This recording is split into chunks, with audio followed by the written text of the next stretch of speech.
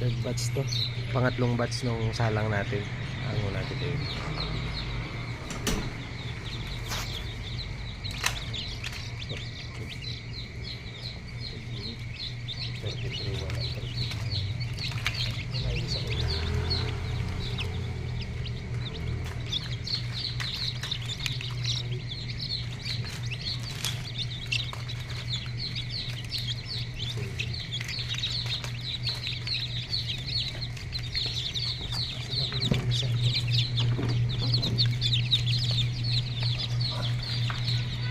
Update na lang tayo.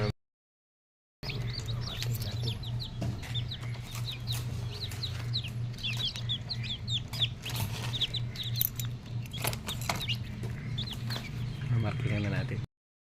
Palang isa na ako na nagbukas sa itlog. Ayun, pinainitan ko muna sa bumbilya. Tapos ito na yung 12 piraso. Ayan po sisiw.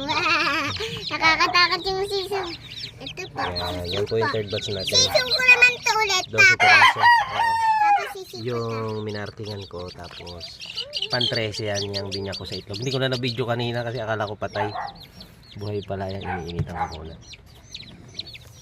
Ito yung third batch, 13. Tapos ito yung 20 years ko to, 20 years. huwag ka maingay. Ito yung first batch tsaka second batch na incubator natin. Pinagsama ko na para tumatagos din yung init ng ilaw doon. Yung malalaki na sila. Bigyan natin sila ng Pagkain. pagkain. Integrawan to. Para mag-aaral muna silang kumain. Binili natin to doon sa farm breed. Ayun, tinutukan na yan. Tinutukan na nila. Mamaya malakas na yan. Maya, lakas na yan sila. Ayun, mag-aaral na sila kumain. Kimi sa Oh, bilang mo sila. Nakikita silang manukan ng food.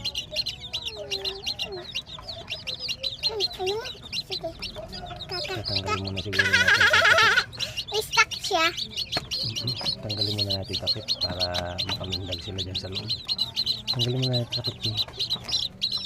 Lindag. Buhay na itong ano. Yung sisiw na inilawan natin ng bumbilya. Tumatakbo na siya.